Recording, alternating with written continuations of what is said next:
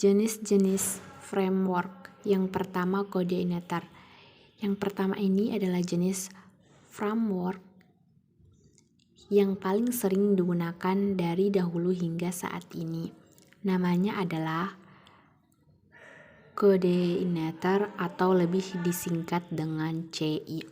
Coordinator ini merupakan framework open source yang memiliki cara kerja berdasarkan MVC atau Model View Controller. Untuk membuat developer membuat web dengan lebih dinamis, saat ini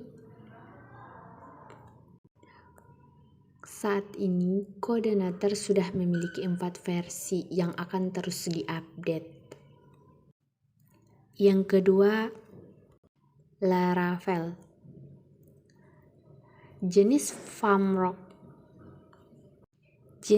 framework yang cukup terkenal saat ini yakni Laravel, diciptakan pertama kali oleh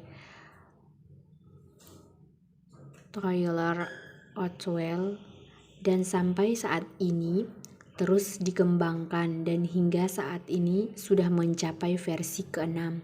Salah satu kemudahan dari Laravel adalah tersedianya documentation yang cukup jelas untuk mempermudah developer yang baru belajar.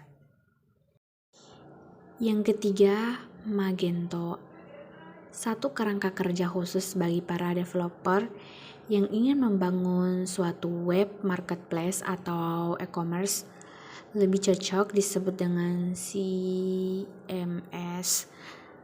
sebenarnya daripada suatu framework, karena pada dasarnya Magento ini dibangun menggunakan Z framework dan untuk database-nya menggunakan EFA atau yang lebih dikenal dengan Entity Attribute File. Yang keempat, Falcon. Sesuai dengan namanya yang memiliki kemiripan dengan burung falcon, framework yang satu ini memang dianggap memiliki kinerja paling cepat. Hal ini menjadi daya tarik sehingga akhirnya cukup banyak developer yang menggunakan aplikasi ini dalam project. Beda dari yang lain, Falcon sendiri ternyata berwujud dari PHP, C extension, dan dibangun menggunakan bahasa C, C++, dan PHP. Yang selanjutnya yaitu EE Framework. Namanya adalah EE Framework meskipun tergolong baru, namun kehadirannya cukup diperhitungkan dari mulai menyayangi Laravel serta Coordinator. Ini juga memiliki dokumentasi yang lengkap serta didukung dengan komunitas yang cukup kuat. Terdapat juga bermacam-macam fitur unggulan seperti sistem widget, filter, dan RBEK. Yang selanjutnya, Zen Framework. Perusahaan yang merancang framework ini bernama Zen dan memiliki beberapa kelebihan, di antaranya adalah pustaka yang beragam, tersusun antara modul atau modular, dan spread yang tertulis juga berbasis object oriented.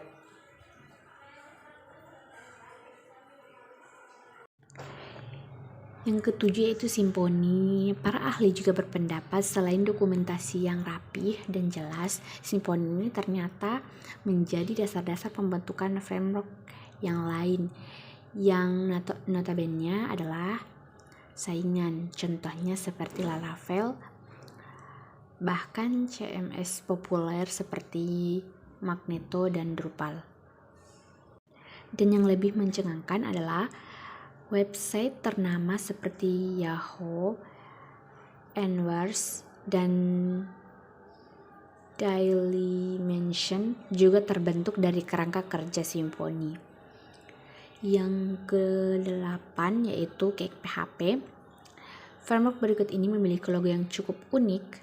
Sesuai dengan namanya, Cake PHP ini menggunakan simbol kue, namun dengan kondisi yang tidak utuh.